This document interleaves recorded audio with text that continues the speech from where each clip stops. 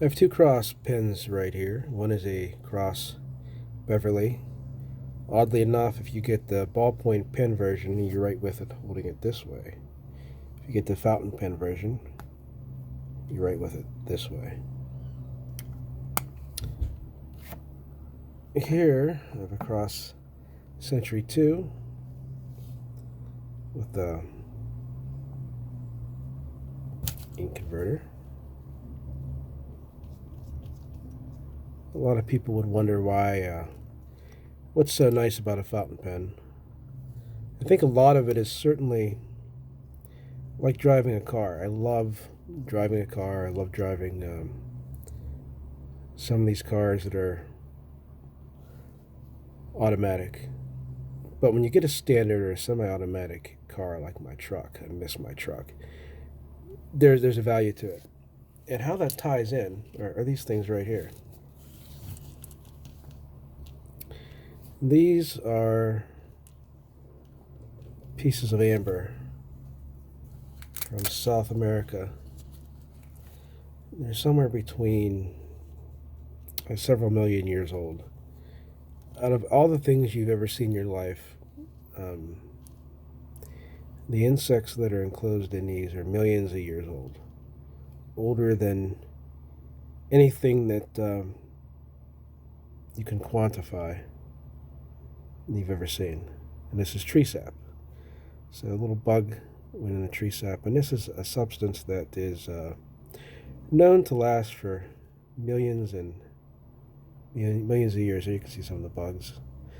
Some of the little articulates, little gnats. I have a bee in the one. It's a really cute little bee on a piece of clover. And I look at these things and I'm always in awe of them. There's a little ant. That is an ant that several million years ago, about the time these mountains were forming actually, that I lived near, was crawling around. And when you get a good look at it, you start to appreciate what's timeless. And in the same way, the ink plays a part into this, because if you ever want to see what real amber is, there's a lot of fake amber too. There's people that will use fake amber. You need one of these. Regular light, turn this way, it's a black light. So under a black light, amber will glow. Let's get this in a dark area. Under a black light, amber will glow. Get that hue to it. And that is how you know it's real amber. You'll be able to see if people added anything. Here you can see the actual formation of that tree sap. They're ripping out a pine tree across the road from me that would have been very similar to these trees when they grew. And what's so fascinating about that, I'm going to actually keep these here now. What's so fascinating about that is that that pine tree is very similar to that sap there. Which brings me to this. With fountain pen ink, especially Noodlers, I have different types.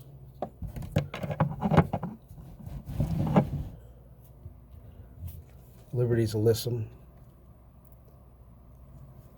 It says on here, I came to keep but guiltless from your desiring you to repeal the unrighteous and unjust law made against the innocent servants of the Lord.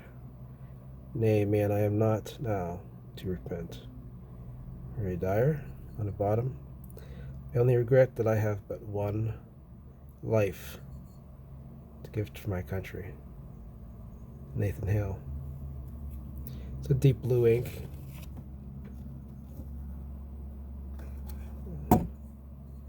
Here I have Australian Roses and Black Swan.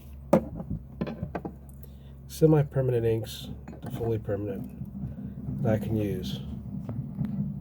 But should I decide I wanted to use this, what qualities would this ink have if I added to it for counterfeiting, for just all around use. It's a clear ink. It's a clear, invisible ink. And it's Noodlers Blue Ghost. He also makes one called The Whiteness of the Whale, which would be from the story of Ahab and the whale, that you can use for counterfeiting. To avoid counterfeiting, it's a white ink. This is a clear ink that you can put on. It goes on clear. You'll never know anything's written on the page. You can mix it with other ink to give it the properties that it will have this particular property. And this is a sample. I don't have a full bottle. I want to play with it a little bit. But like the amber, it reacts to a black light in a very similar way. It has a ghostly glow to it that makes you wonder what's in this bottle. I don't know.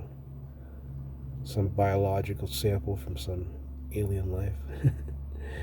But it's an invisible ink that you can add to other inks or use plain and write with, and it's only visible under black light. Or if you would use it in another ink and for counterfeiting, like you write a check and someone adds another zero, well, under a black light you could see actually no, that zero wasn't there, or that date was changed or whatever. I use this a lot in the books that I signed because of the fact that with this I can have my signature in there for centuries. It's not going to go away. It's a fully permanent ink, and it's nice. It works very well. So I wanted to show you about that and the similarity between something like amber and Noodler's Blue Ghost, both of which Nathan says ink that lasts a lifetime, it lasts forever. You can see the similarities.